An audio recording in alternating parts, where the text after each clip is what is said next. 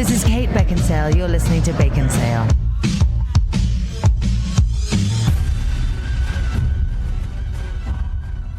Boo!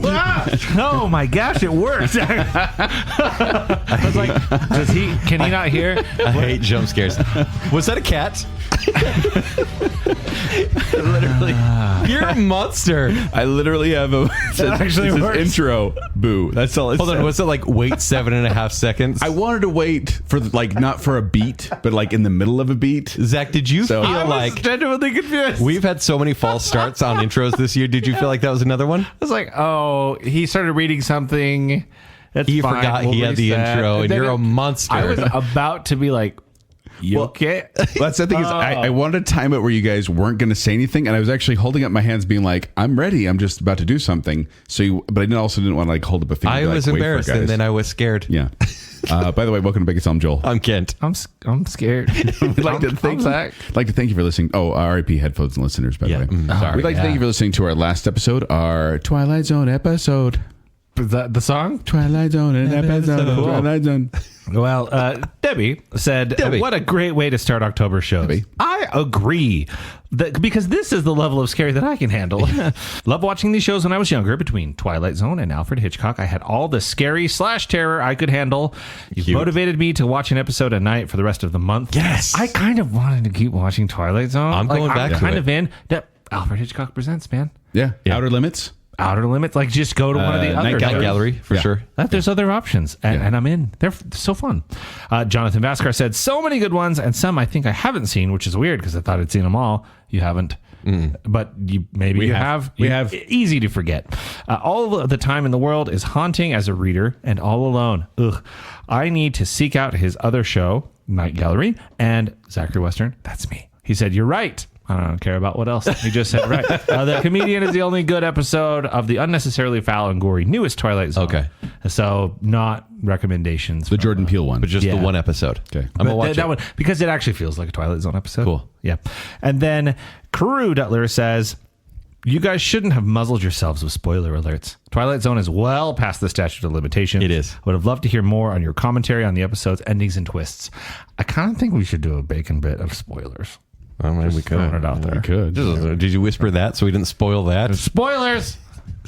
Anyway, thank you for playing along. And if you haven't watched Twilight Zone, get on it. Yeah. But you'll have plenty of time. The Twilight Zone marathon around New Year's. That's the time. Yeah. Can we just rebroadcast that episode on New Year's? Play it again and again? We will. Sure. Yeah. Like every week that we're on our break, we're just going to play that one episode. Yeah. But that's not what we're talking about today. What are we talking about today, Zach? It's going to be scary. We're talking about scary stuff. It's October. I feel it is, but I feel like we are going from like 0 to 60 here, where it's just like, hey, this is mildly scary. The scariest scenes you've ever seen. It's funny because we have learned that not everyone, not half of the listener wants to hear any scary stuff. And so we've kind of tried to tailor Halloween to be like Halloween playlist. We want to ease you into it. A third of the people talk. But it's a thing where we kind of like to ease people into it. But I'm letting you know right now, parents, if you're listening, we of course keep Baconsale family friendly. We're not going to lean into the unfriendly in language and all that. But we are talking about scary things today. And we are going to do our best to keep it family friendly while describing some of the scariest scenes in movie history. What that means is if you're listening with kids in the car, this is probably not the episode to listen to because it might make them want to watch these movies. Like truly, family unfriendly. These are the big moments of some of the most well-known horror movies that we've talked about in years past, and you've hopefully seen. Zach, you've now seen in the past couple of years. And so we're gonna talk about how scary they are, if they scared us personally, maybe when we saw them originally, or do they still hold up? And much like comedy, the more you describe something scary, the scarier it is. There will be scary music on in the background. And sorry, Marley, too loud. Yeah, because I do feel like much like the comedy stuff, when we try to describe funny scenes, it's hard to describe them in a way that does it justice. Because in a movie, you have the lighting, you have the camera angle, you have the music, you have the acting. And here it's just us being like, and then he walks down the hallway, and then this nun in a white dress rides past real fast. So you don't some understand. Screechy music. It was dark outside, and then he became a werewolf. Yeah. Jacob? He ripped off his shirt and he exposed his abs. I'm going to add some really scary music behind there, and it's going to be terrifying. Dun, dun, dun. So yes, but what we're going to do is Kent found a list. Kent found a list online of the 101 scariest scenes of all time. Yeah, because we're going to tier scenes here, and we can't just say, guys, what are the scary scenes? Because they'd all be tier 1. So we want to go off like a professional, quote-unquote, list. Yeah, and much like comedy, horror is subjective. What scares some people doesn't scare another person. So this list you found, Kent, where'd you find it? There is a streaming service out there. The only Scott Sprague and I know. It's called Shudder. Shudder. I would wager that Beaker knows as well. Oh, Beaker knows as well. If you really love horror movies, they just have a constant channel of horror movies and television shows. And so in 2022, they put together a documentary series. It's like a 5-part series of the 101 scariest movie moments of all time. Now, Bravo did something similar to this back in 2004. Bravo, home of Real Housewives. Back in 2004, they were not two Real Housewives. But they're called Bravo. But that was kind of the thing. That was the big list back then. It's got a whole, got a whole Wikipedia page. Yeah. And this Shudder list that you pulled, I think it's good to use, one, because it's more modern. It has more modern movies on it. And but we also disagree. But it's frustrating because it's behind a paywall. It is. And this list is, and the scenes are. Even like finding the entire list, you can find it. But basically, they gathered a variety of what they say are voices, directors, and genre enthusiasts to share their perspectives and compile a list of the 101 scariest moments. So between the three of us, like we were like, what's relevant towards the one listener? What's relevant towards movies that we've seen? So we kind of went through. Well, it was a list of 101 movies, which we can't do in a single episode. And we're like, okay, well, let's just do the top 31. Because October. But then we realized very quickly that... Is that why? I was so confused. It's either the numbers are 13 or 31 in the month of October. So odd. But then we were like, okay, we could do the top 31, but we found out very quickly as we were filling out a spreadsheet that some of us, a third of us, had not seen many of the movies that the other 2/3 have seen. It's me. I'm not pointing any fingers. But so then we said, okay, how could that be? What if we took that list of 101, we marked down all the ones that we've seen, and then we take from that, added a couple that Zach hasn't seen to build up to 31. No, we had 45 that we'd all seen. Wow, and because there were 32 movies on the Thriller of Thrillers bracket. So then we chopped it down to the 45 that we'd all seen, and then we chopped it down a little further to get it to be, like Kent said, more relevant to the listener and more discussion worthy. And so we have 31, but they're going to be at varying points on the 101 from Shudder. So like basically we're going to start from like worst to first. So we're going to eventually get to their number one biggest moment, and we're going to skip a few numbers. Joel, I'm pretty sure you have their normal ranking. Yes, where they rank on there. But we're going from 31 down to 1. And we're giving 10 tier 1s being the most scary, 11 tier 2s being, they're pretty scary, and 10 tier 3s being like, they're kind of scary. But I do think I don't think there's any on here that I kind of roll my eyes at, like, oh, that's not scary at all. Yeah, I think even the tier 3s, they're good for the movies they're in. Or when I watched them as a kid, I went, that scared me a little bit, but it doesn't really hold up. Scared someone somewhere. For the record, hand on the table, dinosaur hand. I give these all a tier 1. Legitimately scary to you? No, maybe not all of them, but a lot of them. And as I was rewatching them, I don't know if I'm going to sleep tonight. Well, so there we go. That's kind of how I judged it, because jump scares make me jump. They just do. Like, that's part of the fun. Yeah. But the reason I gave things tier 1 is because they chilled my blood. Same. Every time the first time I watched it, and subsequent times they still even on YouTube during the day, I'm like, ugh. Yeah. Whereas like tier 3 is kind of like, you know what? It's kind of lost its luster. Yeah. Sometimes, but I will say most of these are probably tier 2s or tier 1s. Some of these slower burns. Joel, yes. We're a little desensitized. You especially. Some of us are. You especially. Me? Anyways, Kent, I have no soul done. Let's get You're started. Practically a ginger. Let's move on. My temper. My love to all the gingers out there. Yeah. Sure. All right, the first one we're going to talk about in the special 31 selected from 101, which were selected from a lot more. Don't worry about it. Yeah, 101 to 45 to 31. Yeah, makes sense. Comes from The Wolfman, which came out in 1941, and the actual ranking on the Shudder list is number 94. Oh. Now, The Wolfman, it's a story about The Wolfman. It's a classic Universal monster movie. Hey, we covered this on the show before. Yeah. So this is good. And when we were reading this list, it's not like the whole movie. They went through and picked like a specific moment. So the moment in The Wolfman is when Larry Talbot turns into a werewolf. The transformation scene that happens right before of your very eyes in 1941. So this is the one essentially where he's laying in a hospital bed. There's like a giant window. It's a creepy hospital, by the way. He's got a head wrap on, and all of a sudden he sees the full moon. He takes the head wrap off, and he kind of holds still because they're doing, trick photography. Yes, this is a method in the film where they would film and then they'd cut and then put him back there with a little more makeup and then cut. But it's like layered over each other. For the time, incredible. They do a great job. I would have a hard time making it look that good. Yeah. So basically, in 2025, he grows a little bit of hair, and then he gets some fangs. And then he grows a snout, and then he's just fully wolfed out. And this is all within like 25 seconds. I'm doing my Wolfman face right now. Yeah, it's good for no video.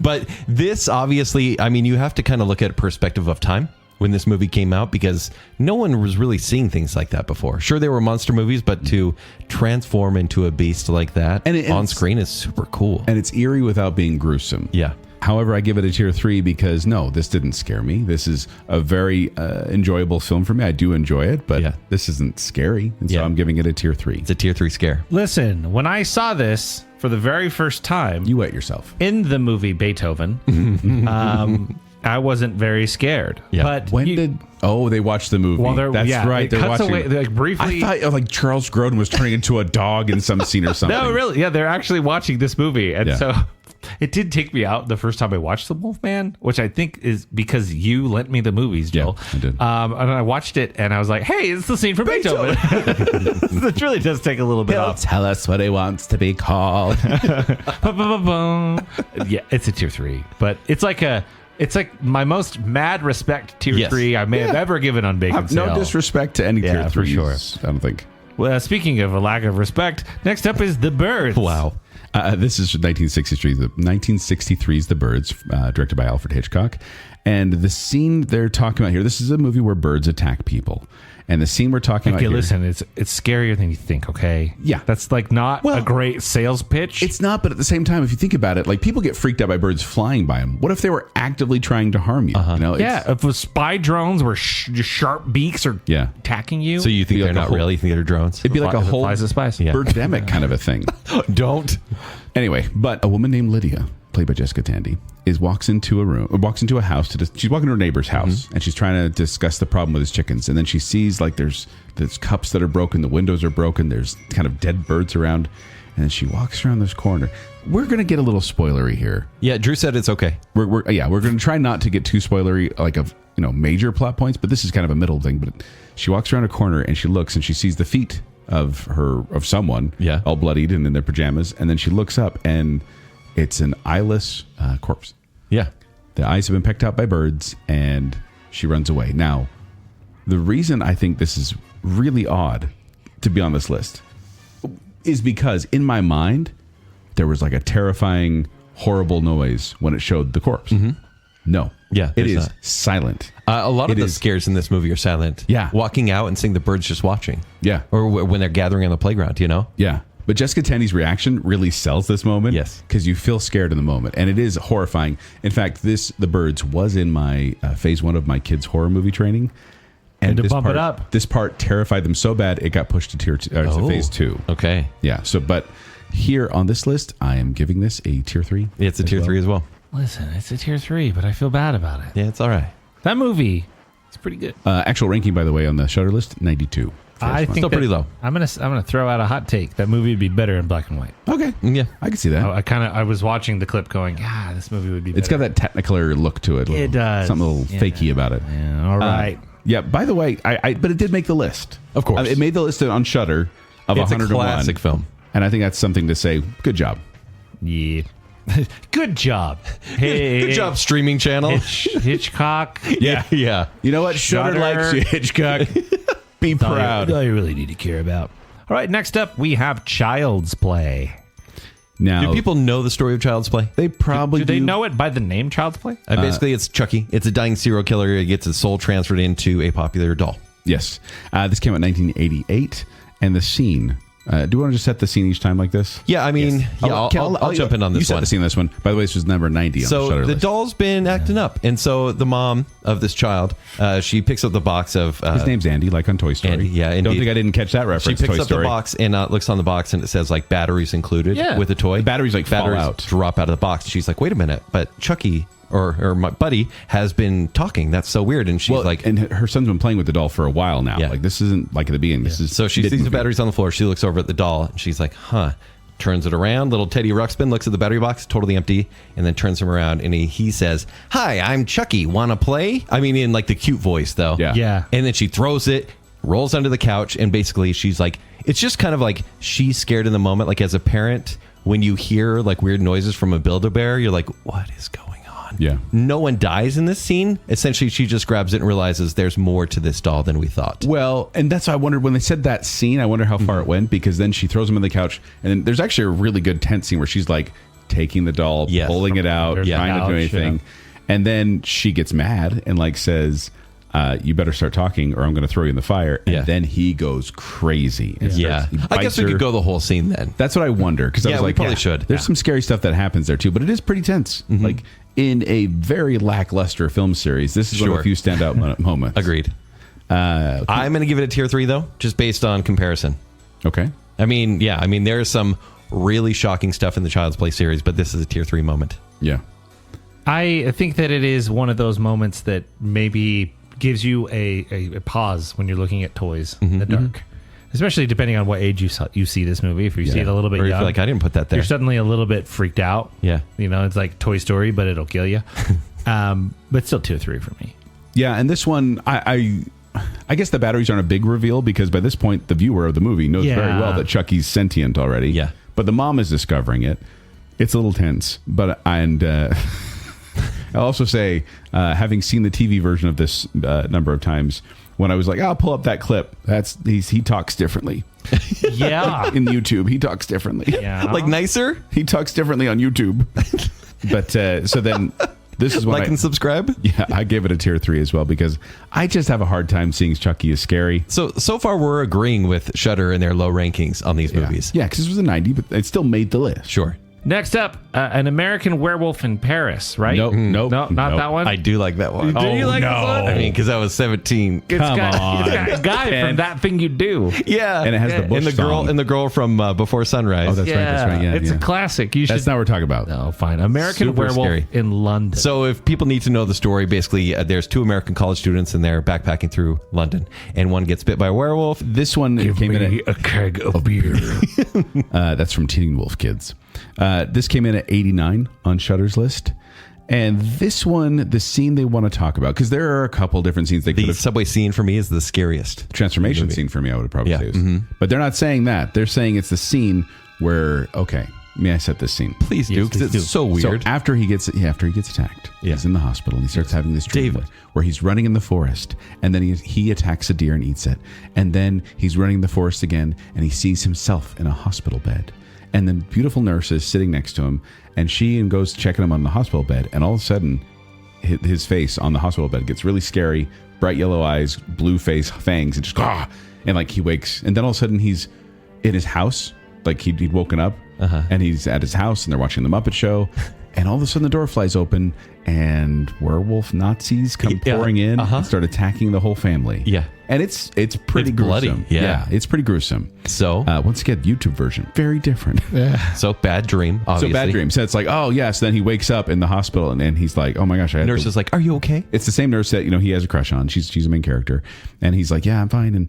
And then she's like, okay, well, I'll go get help. She opens the curtain, and the Nazi werewolves are back, and they stab her and they attack him. So- it's a dream. It's a nightmare within a nightmare. It's within a funny nightmare. because this is where Christopher Nolan ripped off the Inception idea. 100%. So, but yeah, it's a dream within a dream. But it is unsettling when you're watching this because the way movie cuts happen, when it cuts over to the Muppet Show, you're like, wait, what just happened? Because you just had a jump scare and you're like, oh, it's over. It's a different scene, but it's still a nightmare. And then it's still a nightmare. If this were just a grisly scene involving werewolves, I think this would actually be pretty scary because it's like, what is reality? Yeah. But because they're Nazi werewolves, it's kind of silly. I don't know if I'd say silly because it still is. It's eerie. Yeah. It really does. Like it does make the skin crawl. So I'm giving it a tier 2. Okay. I'm giving it tier 3. Now you're dropping all your tier 3s. I know. 2, 3. All right, You give it first 2, 3 as well? disagreement. Okay, that's fine. I just think it's. I think this one's particularly hokey. Yeah. Like on Well, I mean, John Landis is intentionally trying to be a well, little. the movie goofy. is a comedy, It's a horror comedy. right? I respect that. But the part with him just waking up with his face, that part gets me almost every time. Yeah. And then when it goes beyond that, I'm like, it's still happening. Although I do appreciate a good juxtaposition of like this scary thing's happening, but also the Muppets are on. Yeah. That's fun. Okay. Yeah. Now we have the Changeling. Yes. And this is the ball on the stairs scene. I am surprised they didn't say the chair.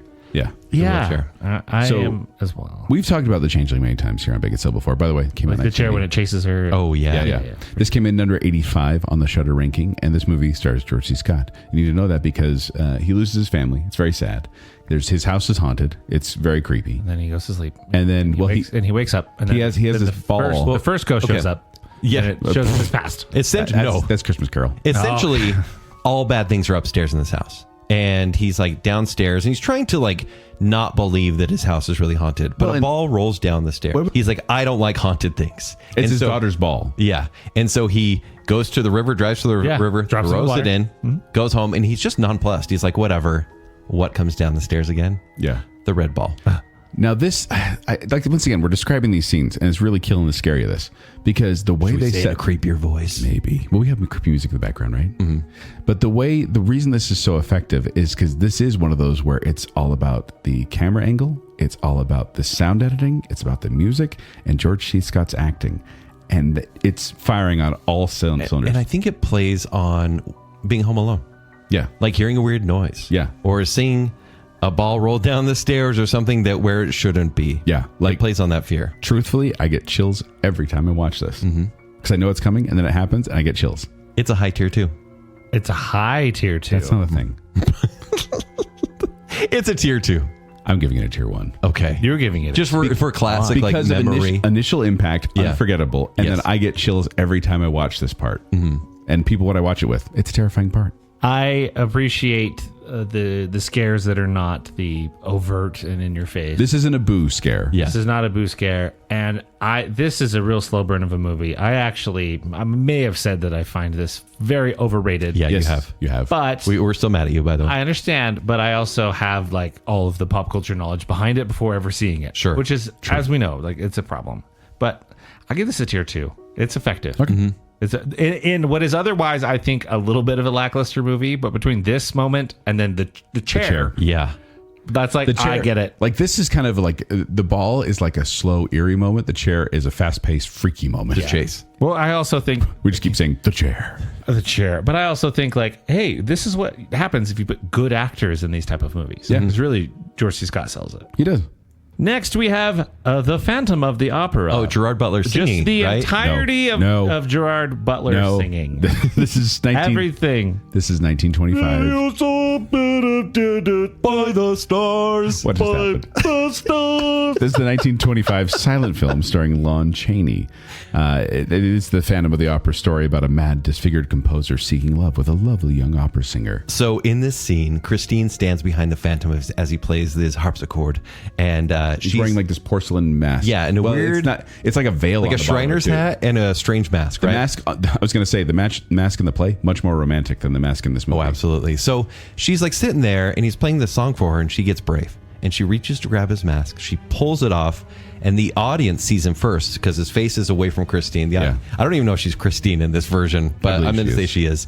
But the audience sees him first and obviously it's this classic look and he looks at Christine and points at her, driving her to terror. Yes, and this is the one where Lon Chaney, like, he put these discs in the side of his cheeks and he pulled his nose back and had his like brow all weird. Like he's the man of 1,000 faces. That's what Yeah. he's known for. And this is one of those faces that they say reportedly audiences screamed, I believe it. vomited, and left the theater when this happened. Okay. So- this is Screaming, crying, throwing up. Been there. Baconsale. This is a mad respect tier 3 because it doesn't scare me, but I'm like, that is film history right there. Well, and having seen Lon Chaney in other movies, he's unrecognizable Yeah. as the Phantom. But I'm giving it a tier 3 as well because, once again, probably terrifying to 1925 audiences, but, about 100 years later, it's not that scary. But cool, though. But cool. mad respect. Yes. Yeah, I give it like a thumbs up, tier 3. Thumbs up, kind of scared. Like, I like musical theater too, and you're better than Gerard Butler. Cool. Okay, now we have Invasion of the Body Snatchers. The 1978 version. There have been many, many incarnations of this. And this actually, being 1978, was funny because it came in at 78 on Shudder's list. In short, this is a movie about pod people, but it's terrifying. So, Like Cocoon? but we do kind of have to set the scene for this. Sure. one. Yes, we do. Because the scene is Donald Sutherland is the main guy in this one. Mm-hmm. But these alien pods show up, and if you fall asleep next to them, your body is kind of taken over by these. Well, they create a duplicate that is completely emotionless. Yeah. And they are going around and forcing everyone to join them. So essentially, like an there's MLM. That's what this is about. Yes. The deeper themes. So essentially, there are 2 survivors, and they're planning to meet in the morning, and we're going to go somewhere safe. And one of them is Donald Sutherland, and you see it from the perspective The one's Veronica Farway. Yeah, and you see it from her perspective. Yeah. And Donald Sutherland's mustache. Well, my goodness, he is an all-star of this time. Yes. Well, that's just it. So like I had a memory of this and of how this scene went, and then I went and watched it, and I was like, What was your memory then? Because we'll tell you how it really my is. memory was, well, because I did watch it, but my memory was it was all about her. And then it's not, though, because it shows him, Donald Sutherland, getting up and like getting ready and walking by an elevator and walking down the stairs. Yeah. And then he's walking outside, and all of a sudden his friend, Nancy, comes over to him, and she's like, Matthew. Yeah, basically, like, are we ready to go, essentially? We need to run because they had to fake being completely emotionless so no one would try to turn them. Yes. And the whole world is being turned, and they're freaking out. But they're like, let's be emotionless. We'll figure out what to do. And so she walks up. She's like, Matthew, and then He points at her and does the most ghastly scream. like a Round mouth. And the music and the scream, I think about it now, and I'm getting straight up chills. This is one of the most simple yet effective scares I've ever seen in a movie, because it killed me at the end of the movie because I wanted them to be good, and they weren't. no. And I remember crying when I first saw this. Oh yeah, Like, because it scared me so bad, but also it's a really bummer because you realize, spoiler alert, 5, 6, 7, 8, the world lost. Yeah. Humans lost. And it's a horrible feeling to get that, like, oh, well, that stinks. No one made it. Yep. And that's the end of the movie.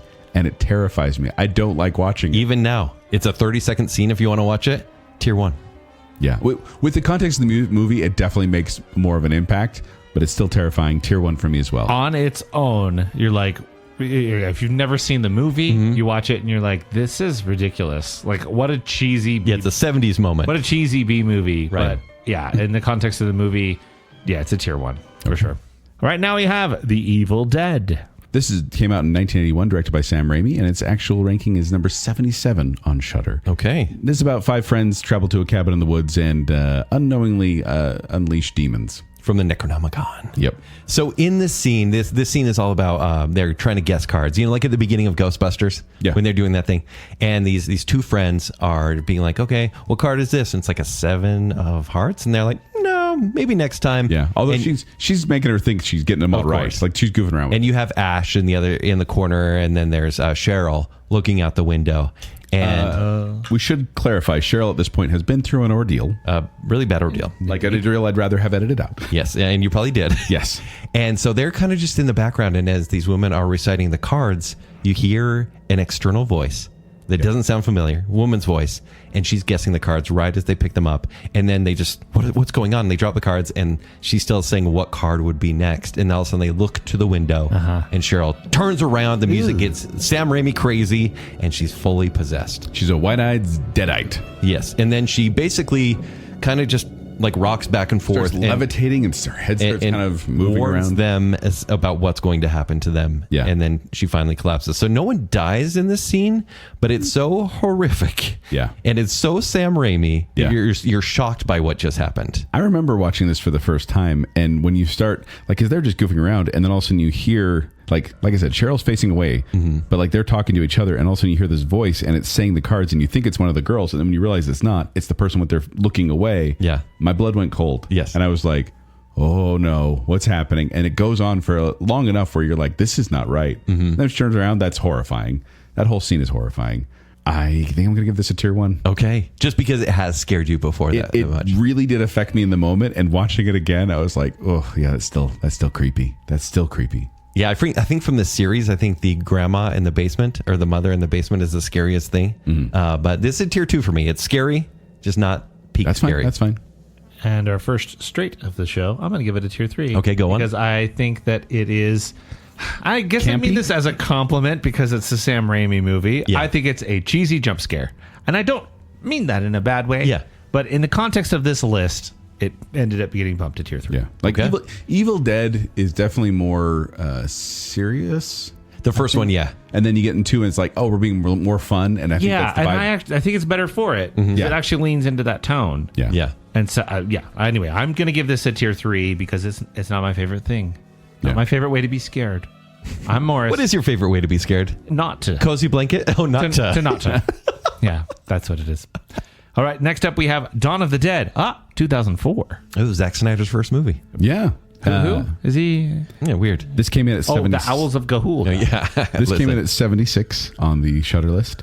The film synopsis: it's zombies. That's all you really need to know. It's a zombie invasion, zombie attack. Zombies at the mall. But they're not slow, though.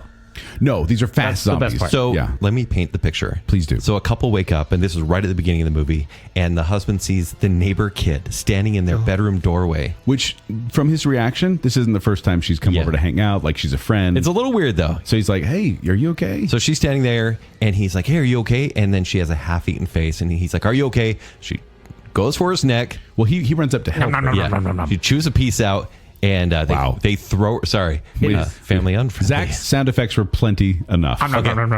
So then they eat. What's all this liquid? So much liquid. So they throw her down, and there's a visual of her on the ground, and then she pops up like a leapfrog, and then she goes for the bedroom door. And basically, the wife at this point is checking on her husband, freaking out, trying to make sure the door is closed. And we then see it from Calling her, 911, yeah. her perspective. Yeah, calling 911. No one is there to help, and she doesn't understand what's going on.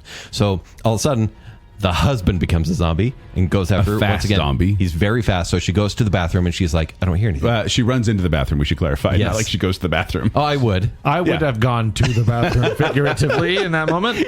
And they were disgusted, and the zombies left. Anyways, so there's this whole chase with she and the husband. She eventually has to jump out the window, bolts to the car, and you see a really quick perspective of this cul-de-sac. And houses are on fire. People are dying. People are zombies I are have to running. jump in with an absolutely sick camera angle of like a camera looking for like from the front of the car backward at her, Yeah. and then like to connected to the back of the car, but you're just like following her on the drive. Yes. It's Yeah. a great And you see shot. like the neighbor that's like accusing her of something. You see a woman saying, help me, but she keeps driving you. Then the zombie husband chases her in the car, and then like it just pulls out, and the movie starts from there.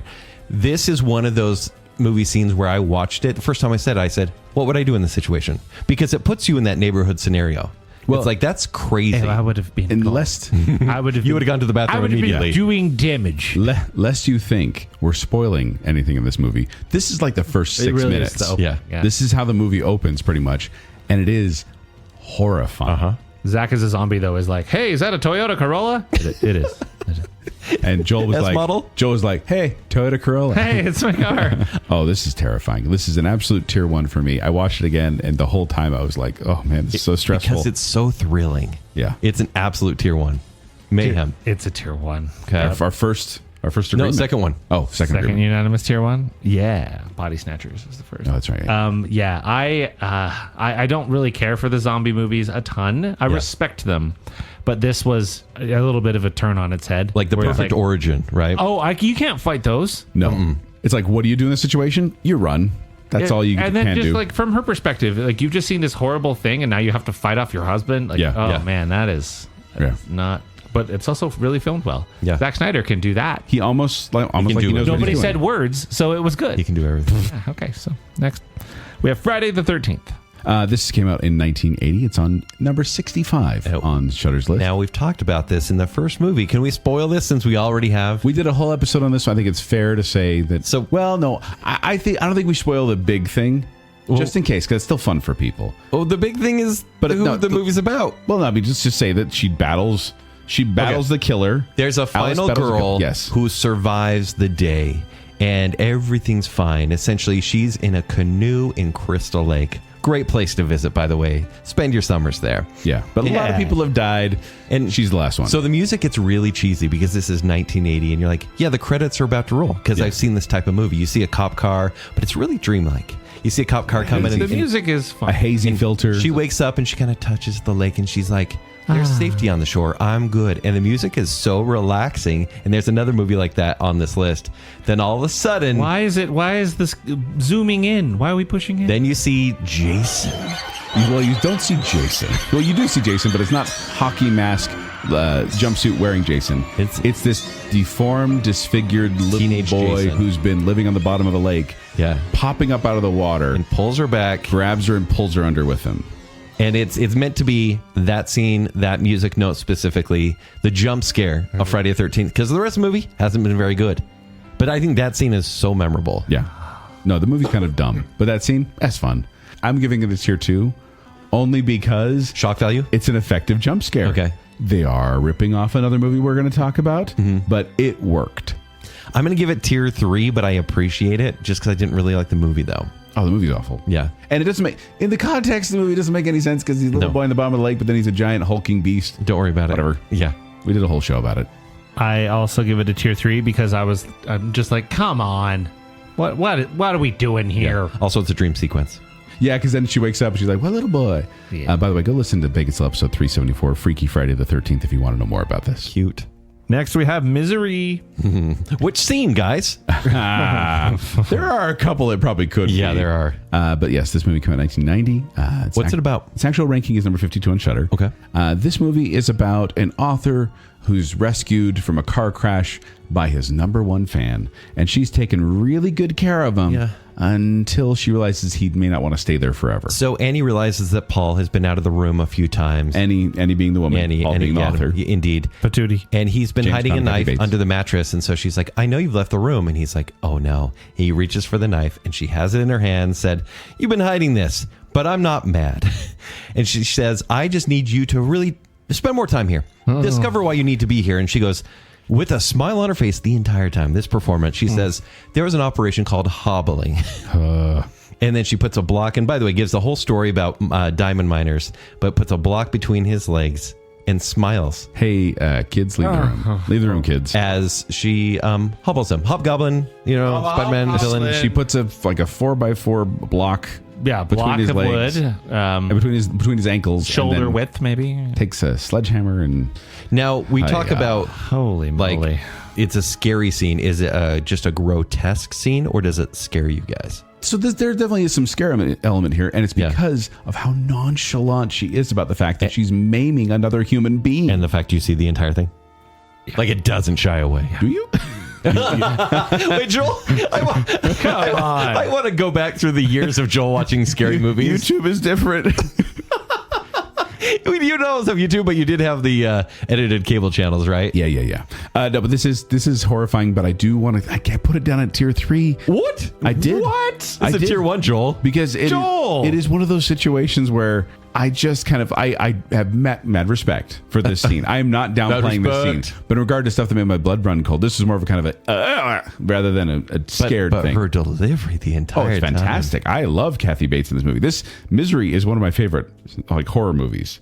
But in regard to scary, it's more. I watch it now. It's a and mad I'm person. watching it now, going, "Wow, she's so good. She's so good in this scene. Oh, that's gruesome, but she's so good." That's desensitized Joel talking. time. Yeah, see, I You're told not you. able to put yourself in that moment. No Soul Joel over here.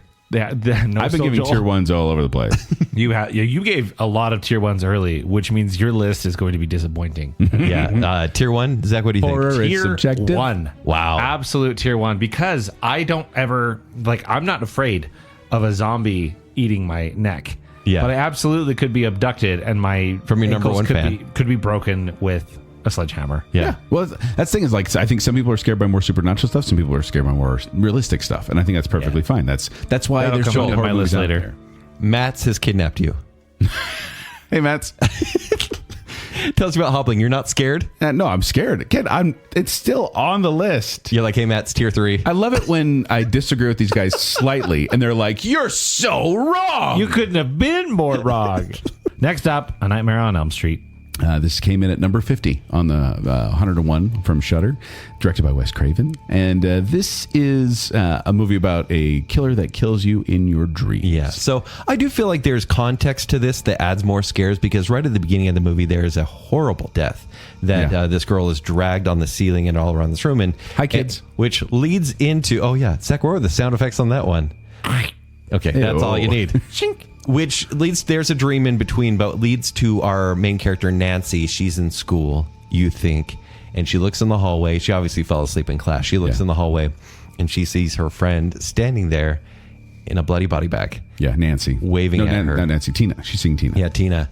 And then all of a sudden, she disappears, and she follows this trail of blood down because the body bag's being drugged around the hall. Yeah, you like just see the legs go up. Oh yeah, that part when it's like she's about just around the corner and the legs go up like someone invisible is dragging and pulls her away. Yeah. When I saw this at 10 years old, it changed me internally. I went, they can get away with stuff like this in movies? Like, it was just so disturbing and to you're me. like, I'm never falling asleep in class. And then I watched all the Nightmare on Elm Street movies, but I was shocked that this happened in a movie. What are you saying? Who's desensitized now? Both of us. Zach's the only pure one here. I'm so scared. I'm going to give this a tier 2, though, because I feel like it's not even the scariest moment of the movie. It just kind of messes me up. I agree with you. Yeah. I feel like this is eerie. This is like the way she says Nancy. Yeah. Like it's eerie, and I totally agree with that. I think it's very well done, atmospheric, and I mean this is before Freddy got really goofy too. This is a little more serious in tone. And but definitely. Are you scared of the long arm Freddy in the alleyway? No. Oh, I am. No. But tier 2 for this one, for the body bag scene. Collective tier 2. Okay. I also think it's quite effective in what is otherwise quite a cheesy movie. I don't know. What about Johnny Depp? Sure. Johnny Depp Who's is also desensitized now? I don't know. The 80s slashers aren't my thing, man. Wow. Okay, now we have The Conjuring. Kent's hiding So and no clapping. one told you life was gonna be that way. Hide and clap. So we're really doing a good job of setting the scary tone here, by the way. So The Conjuring came out in 2013, directed by James Wan, and it's about a family who moves into a haunted house. We'll say that. But in this scene, this mom thinks her girl, it's the nighttime, and she hears her girls playing their hide and clap. Yeah, got to set up the game. Yeah. Why would they play that game in the first place? And they clap, and they try to find each other. It's like Marco Polo hide and seek. Kind of. But she goes down to Marco Polo from Heck? She goes to investigate. The mom, as the mom does, like, go to bed. And she finds both of her daughters are in bed, which means someone else is in the house. Yeah. So she goes down and she's investigating, and lots of loud noises happen. Would you go down to your creepy basement in this case? Well, what she did, she goes and kind of looks down like, no, I'm not going down there. And when she tries to turn around and go away, the door slams in her face. She rolls down the stairs and she ends up at the bottom of the stairs in the basement. And then a ball, I don't know what it's about the ball scare, but a ball like pops out from behind the boxes and bounces towards her, and she hears giggling. The light blows. And then she hears, do you want to play? Yeah, she lights a match, which you always do in a haunted house. Yeah. But then like she tries to go up out of the stairs and she can't find her way. Want to play hide and clap? And then the hands just appear out of nowhere. You see hands right by her face go. And then the match goes out and then they're screaming. I think it's. I just got chills. I think this moment is only ruined. It's an amazing moment, but it's only ruined by the fact that there's no real consequence to it. I mean, she gets a little possessed. Oh. That's what I was going to say. This is when it changes for her. But I guess she does become darker. Guys, but she screams and you're like, well, what happened there? And it takes a minute to go, oh, okay, that's when it changed. She's good, a little possessed. Guys, just a little possessed. You are so desensitized. I like we're just accusing each other of being dark. I give this a tier 2, and I feel like it should be a tier 1, but I ran out of spots. Yeah, I'm with you there too. I feel like this is definitely one of the moments that, to be honest, I was like, hide and clap. What part is that of that movie? Yeah. But then when I watched the scene, I'm like, that's scary. That's legitimately scary. And most of these clips you can find on YouTube. Yeah. And this one, hey, it's the same as when I watched it. Zach, what do you think? For me, it's a low tier 2. Okay. I like this. I like this movie. I like The Conjuring. This is a little cheap of a scare, like a children's voice. It's like a game. It's also, wow, look at this weird game that they're playing that I have no context about, where they hide and make a sudden sound. Betcha that's gonna come up later. It was telegraphed that way. You ever played hide and clap as a kid? No, and then you just hear the music building up in Times a were different very then. cliche way. And of course, so is it effective? Yes. Is it a good movie? Also yes. But, tier 2. Okay. Okay, now we have Get Out. Which came out in 2017 and ranks 47 on Shudder's 101 list. Ken, you want to set the tone for this one? Or the scene, the movie? What's the movie So about? essentially, the whole thing, if you've seen Get Out, you get it. But a young African-American visits his white girlfriend's parents for the weekend. And so essentially, he's a little wary of what's going on. And her mom is a therapist / hypnotist that he didn't know that she had the abilities to hypnotize. So she's talking to him just about trauma in the past. I got a weird hankering for tea. Yeah, right? Hold on. So she's just talking about his mother passing, and she's like, tell me more about that. And the more she's stirring this tea, the more he just can't move. And he starts crying, and he's like, I can't move. And she's like, I know you can't move. And then she says, and he's hypnotized at this point, she says, Go to the Sangam. now sink to the floor. And he screams, and you see him descend almost into his eyeball. Like you see him drop into this darkness where he can It's still very well see filmed. what's going on. It's amazing. And then it becomes the intro to the Twilight Zone. Essentially. Because there's stuff, the screen in the distance. But he just has no control. Like he's still there in the room. He's still crying and gripping onto this chair, but he's in the sunken place. And then he wakes up. Was that real? Was that a dream? I don't know. Well, and you see that she stopped him from smoking, though. that trapped look on his face, wide-eyed tears. Oh, on his Dan face. Aykroyd did such a good job with acting Now here. the question is it Catherine awesome Keener. Is it or is it scary? awesome? Yes. Is it good? Yes. But yeah, I'm going to give it a tier 3 as far as scary goes. Me But it too. is very relatable in the sense that I feel like we've all had dreams where we feel trapped like that, Yeah. where you don't have that control. I think or you're cinematically, it's sinking. very well done. It's great. I will say this, back in the day, we used to go to hypnotist shows for fun. That was a thing. I was once hypnotized at Lagoon. So they did that all the time. But I remember one of the things I saw repeated by multiple hypnotists at multiple different places is you cannot be hypnotized against your will. And so I remember when I watched this movie, one of my first things was like, well, they can't do that. You They can't were do also that. using ritualistic stuff. But yes. They were. Yes. But they did pull me kind of out of the movie a little bit. And so I didn't get scared by this, but I'll tell you what, the acting, very well done. So tier 3? Very well done. All Tier around? 3. Tier 3. Okay. That's sad because it's great. Yeah, it really is. Yeah, the one time I was hypnotized, I decided to give myself over to it on stage at Lagoon. I had a good old time. Is it real? Yeah, I don't know if I believe it. it's real when you want it to be.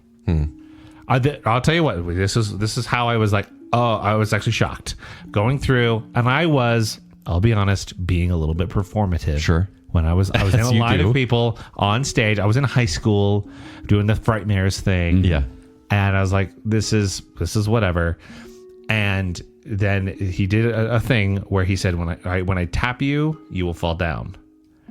And I was not expecting a sudden tap on my shoulder, and I completely lost control and collapsed. Oh, that's and cool. after that, I went, I'm out.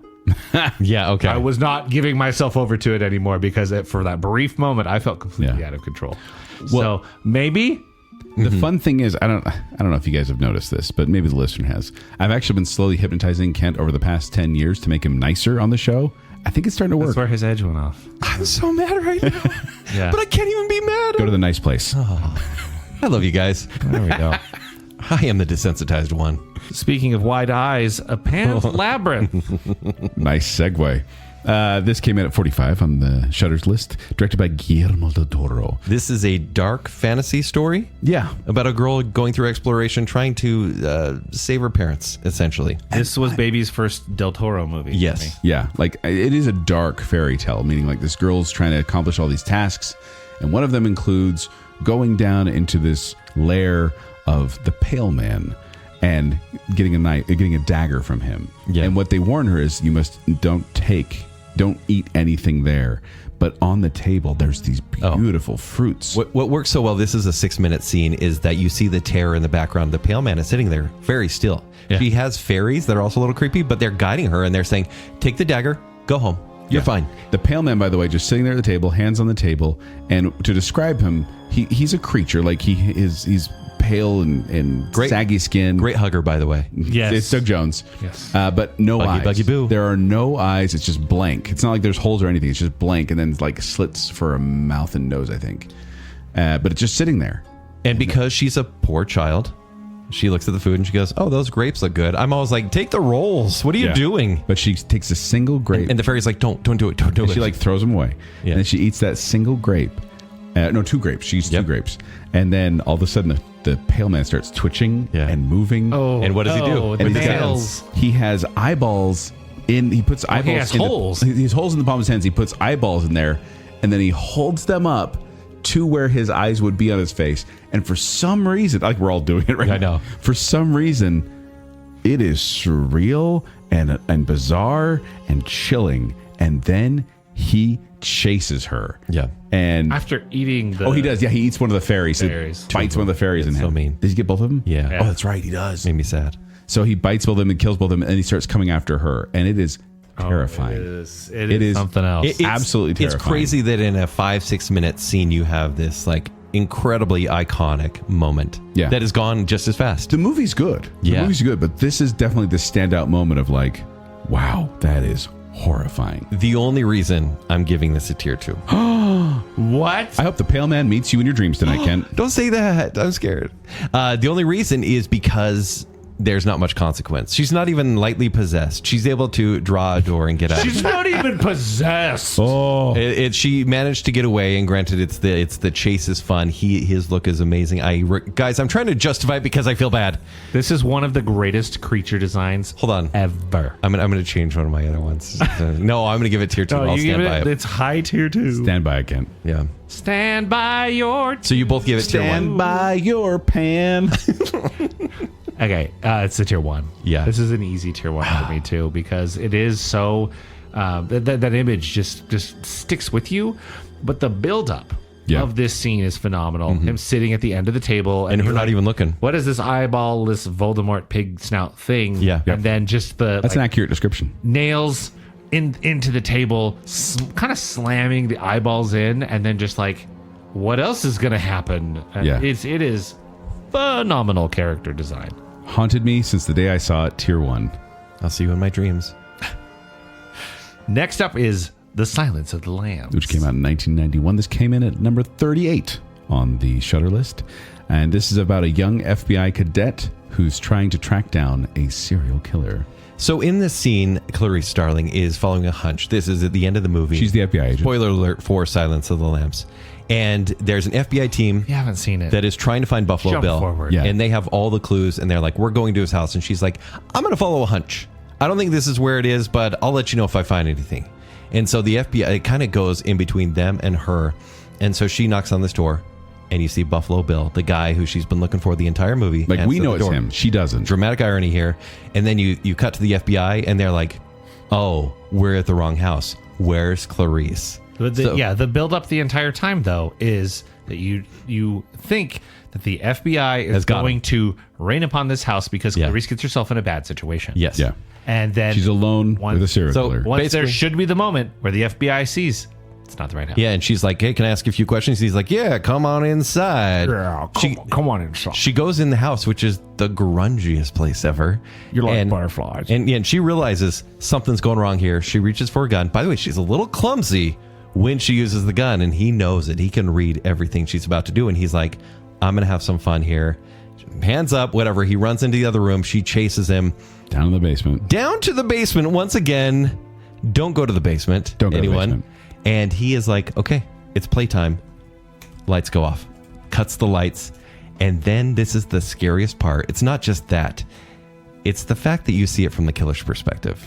Because in the pitch black of the basement, after he turns off the lights, all of a sudden you hear beep, and then Night it's vision. night vision from his point of view, and you see her stumbling around, trying to find her way, trying to find him, and just terrified out of her wits. And he's toying with her. Reaching out to He puts his hand up near her face and like messes with her, and it's horrifying. Yes. And we'll probably stop there. No Let's spoilers, stop but there. It's horrifying. This is a tier 1 for me because this is just scary in real life. The fear of the dark, listening for any sound, and someone having control of the dark as well.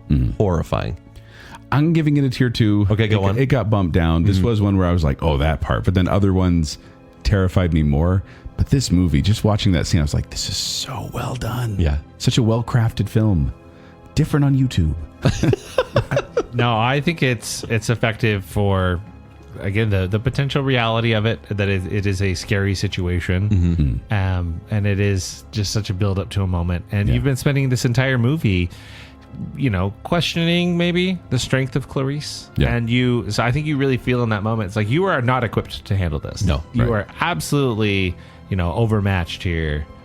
Good luck. What are you going to do? Right. And it is a very tense and effective scene for sure. Our next movie is The Blair Witch Project. This came out in 1999. It's number 36 on Shudder's list. We've talked about this a lot. It's the ending, right? The whole movie, it's hard to watch. They're lost. They're looking Spoiler for the map. alert for Blair Witch. Yeah, total, because this is the end of the movie. So Heather and Mike are looking for Josh, and Josh has been missing for about 20 minutes in the movie. Yeah. And they look in an abandoned, rundown house. And Joel, do you want to paint the picture for what else happens here? Josh! Okay. Yeah, that's it. Basically, they're running through this house, and there's children's handprints on the wall. They hear Josh's voice downstairs. So, of course, they separate.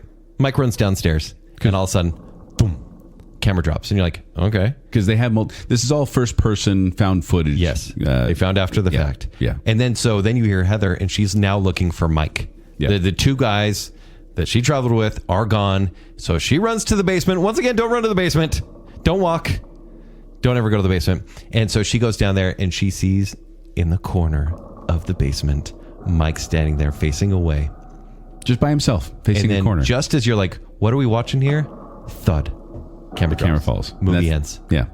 When I saw The Blair Witch Project, it freaked me out. And that ending, once again, chills. It's a snuff film. So I was like, Right. What? Yeah. What?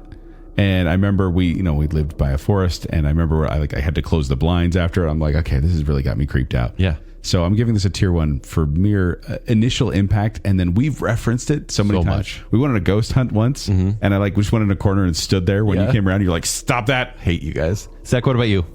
Tier 2. Oh, It was ruined by pop culture by the time I and saw us. it. I do worry about that. Yeah. All right, it's a tier 1. Yeah. I didn't get to see it in context, so it's fine. Yeah. This is one of those movies where the Blair Witch Project is one where you definitely have to suspend your disbelief and be like, oh, yes, this really is a found footage film. Of the time. Sure. Yeah. But, yeah. Speaking of suspending your disbelief, Paranormal Activity. This came out in 2007, and this came in at 35 on Shudder's list. Ken, you want to set the movie tone? Yeah, essentially it's a couple, and there's something in the house, and they're investigating it, but as the nights go on, things progressively get worse. Yeah, and the scene specifically talked about in Shudder is when one night Night 21. So they set up cameras all around the house to just film whatever. Yeah. And they put one in their bedroom, and they're sleeping, and then it's like this time lapse thing where it shows them kind of tossing and turning. 1:27 a.m. Yeah, they're tossing and turning, and all of a sudden Katie stands up, stands next to Micah, who's sleeping, and just stares down at him.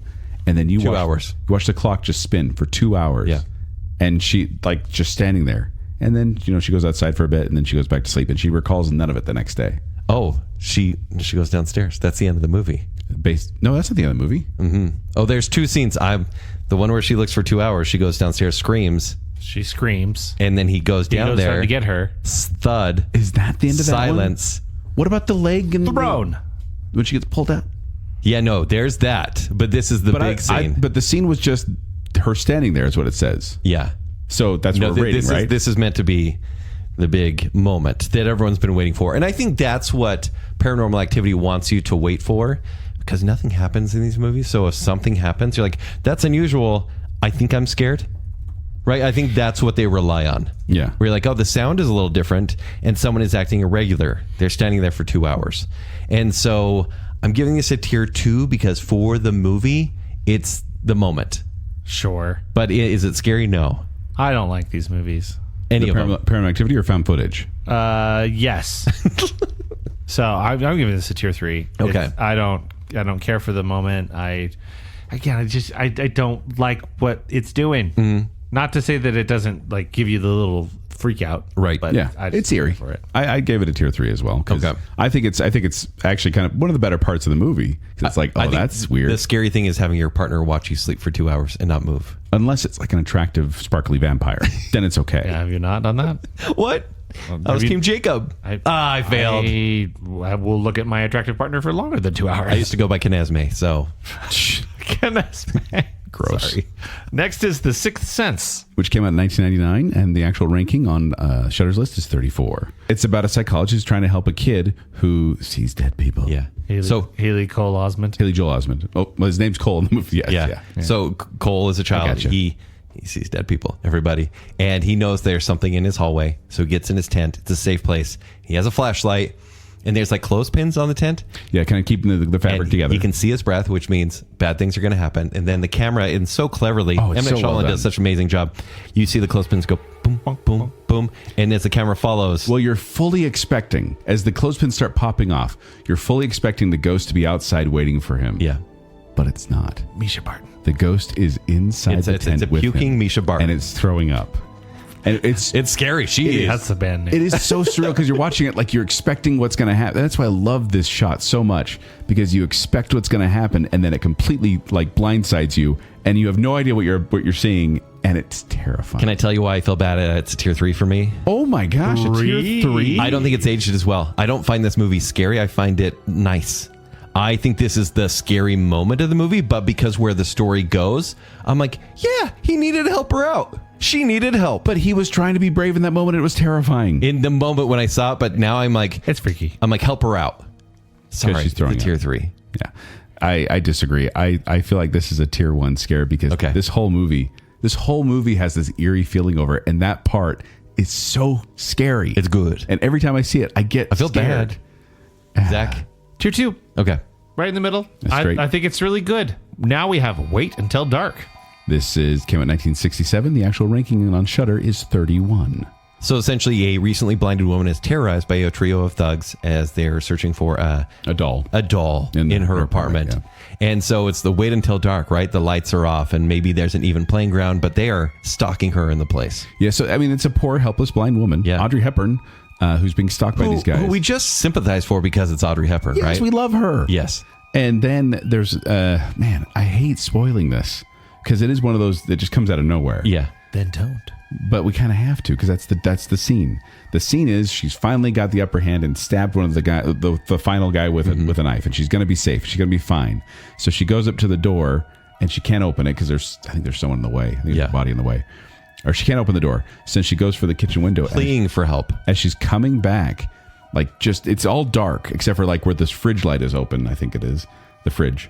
And as she's walking across the light, all of a sudden one of the killers leaps out with a huge stinger of music and grabs her ankle. It makes me jump out of my skin every time I know it's coming, and it makes me jump out of my skin every time. In the context of the scene, it actually doesn't make much sense. I find it quaint. I find this scene quaint. I think Why doesn't it make sense? I think The way the movement is doesn't quite make That's how I jump. Oh, okay, fine. you leap like that? Yeah. When I've got stabbed in the neck, sure. Or is it neck? I don't remember where she stabbed. 7 Joel's a leaping. I think it's a tier 3. I think it's great for this movie. I think this movie is a great stage 1 horror film, but it's perfect for that. Phase 2. There's death in it. Is it okay? Yeah. But I feel like this is one of the iconic film scares, and I love showing it to people for that reason, so I'm giving it a tier 2. Okay. I will also give it a tier 2 because So Kent's wrong is what we're saying. yes, of course, Okay. because I really like it, and I mostly see this on stage though. Is it good Do on they stage? do that? Do they do that bit on stage? More or less, yeah. Okay. Now it's not as effective because of the angles and the music, Yeah. but yeah, it's still good. Okay, now we have It Chapter 1. This is the one that came out in 2017. That's the one we're going with. Not the 1990 made-for-TV movie. And this came in at number 26 on Shudder. So in this one, it's a clown that terrorizes children. And this is the opening scene of the movie, Pennywise in the Drain. So Georgie has a paper boat made by his brother. The title just said Pennywise in the Drain, and Yeah. I had to talk to you guys about which time. There are 3. There are multiple drains. Clowns love drains. Yeah. So Georgie is, it's raining a lot outside, and he has a paper boat in the gutters till it finally goes down the little gutter, the rain gutter Storm there. sewer. And he's like, oh no, my boat. And then Pennywise appears. And I think this is one of those where it's kind of standing on the shoulders of giants. Because in that original movie, having Tim Curry there, and it doesn't show much because it's a TV movie, but it's so terrifying. So I think what this movie does so well, and I think immediately had to do well, is through Bill Skarsgård's performance. It's really so good. He's very good. Yeah. Fun fact, back in the day when this came out, I was, 10, 11 when I saw this movie. When I saw The original, the sure. made-for-TV movie. Yeah. And my buddy Chad was like, you know how kids sometimes make up stories? My buddy Chad was like, did you know they're making a rated R version of that movie? And I'm like, yeah. And he's like, yeah, you could totally see Pennywise rip off George's arm, and it's still going to be so gory. And guess what? He was right, but he was like, 17 years later. Yes, exactly. Because in this one, it's like a conversation, and he's like, oh, Georgie, you know, it smells like the circus. And there's a whole conversation about introducing and not being strangers. And then come get your boat, and you see him bite the arm. It's much more explicit. And than then Georgie tries to get version. away, and he's missing an arm, and there's blood arm, like, stretches everywhere. out. Sorry, children. Zach, I need bad. some sound effects here. And then you see basically what the movie alluded to, a long hand grab Georgie and pull him under. Yeah. And even though I feel like the original's impact is stronger, what this shows is what I imagined, and it makes me horrified, and it's tier 1. The lighting is much scarier. It is, yeah. Because in the original, his face is like fully lit. Yeah. And this is like much darker. Just the eyes and the mouth. Yeah. Yeah, horrible. What about you guys? Tier 2. Okay. This is unfair, but I'm giving it a tier 3. Oh, because the 90s one scarred me for life. The TV movie scarred me for life. When I saw it on this version, like I was like, hey, I know that scene. And it wasn't as scary because of my previous trauma. The YouTube version? No, but, yeah. But watching this was kind of like, oh, it's fun to see this. Like it was almost like watching. It was like hearing a band play a cover version of a song I really like. Yeah, and so I was like, where you're willing to admit that it's probably technically better. Yeah, but it doesn't have that original. But you've seen impact. it before. It doesn't have the raw emotion of the first one. I get it. So yeah, that's why I gave it tier 3, which seems unfair, but yeah, that's where it's at. Next up is Carrie. The original Carrie, 1976. Not the remake from Sissy Spacek. Yeah. So this is one where Carrie is a girl who kind of picked on, but then she discovers she has telekinetic powers. And everybody else finds out the hard way. It should be a sweet story, but then the prom scene happens. No, but then everyone laughs at her. And the prom scene, we're not going to talk about the prom scene specifically, but basically no one makes it out alive. Well, and this is one where the Shudder list had 2 different scenes. Yeah. And a lot of times with that, that happened a couple times, and each time we went, nope, we got to pick one in this regard. So we went with the other scene. Maybe the less iconic scene, but the scarier scene. But the jump scare. Yeah. Yeah. Right? Because I don't actually find the prom scene scary, just powerless. Right? Because everyone is getting toasted. In this final scene, you have the survivor. Everybody in the club getting toasted. So Carrie's friend Sue, she's the one that tried to stop everything from happening. She is the good person in this movie, other than Carrie. She's traumatized. She has a nightmare, and you know it's a nightmare in the movie. The only good person other than the person who murdered a bunch of people. That's what you just said. That's what you just said. Slightly possessed. She was angry, so she murdered people. She was picked on. Killed everybody. She was nice. Okay, so desensitization. In the dream, she visits Carrie's home, but where the home was, there's a burial plot. But you don't know it's a dream at this point. Well, you kind of do, because they really make it all schmaltzy and everything. It's like very soap opera filter. hazy. And once again, it's like the same music from Friday the 13th. Everything's super cheery. This came out 4 years before that. Yeah, and so she basically places flowers down on the rubble, on the burned rubble, where it says, "Here lies Carrie," essentially. And just then, almost the same jump scare music, you see a bloody hand pop out of the ground as she's dealing with that fear in her dream. In real life, her mom is trying to wake her up and saying, "It's fine, it's fine, it's fine." But you can tell she will now be forever haunted. By Carrie. Yeah. It's an effective jump scare, and one of the reasons I love this one is because it is one where, like, kind of like my intro, fellas. It's one where it's an offbeat. It's like it's in the middle of the song when you expect something to happen, and then boom, Brian De Palma throws out this jump scare, and it's effective. I give it a tier 2 because once again, iconic scare still makes me jump. Tier 3. Tier 2. Okay, wow, I'm wrong again. It does. No, you're not wrong. You just have different tastes in horror. Kent. Oh, and to me, it's the cut back and forth. That seals it. It's not just the one moment. Like, it's not like the it's a dream she wakes up. It's not like Drag Me to Hell. Yeah. But doesn't that happen in that movie at some point? Yeah, take it easy. There's lots of jumps. Don't besmirch that movie at all. No, I love it. Okay. That was a tier 1 movie. Yeah. Even though Friday the 13th, like jump scare, it's jump scare and it's over. Jump scare and stuff. It's the snap back and forth where it's like, Reality she's now forever. living with this. Yes. That I think makes this better. It's not just that, one and done. Okay, next is Night of the Living Dead, which came out in 1968. That's the version we're going with. And this was actually number 17. This moment was 17 on Shudder's list. Hey, Joel, What happens in the scene? So this is another, so first of all, zombie movie. Yeah. The zombie movie. Yes. This is one where a group of people are trying to survive in a house and there's zombies outside. And they never say the word zombie. In fact, the scare here talks about when their daughter, who was injured, one of the families, their daughter was injured. She's been in the basement the whole time.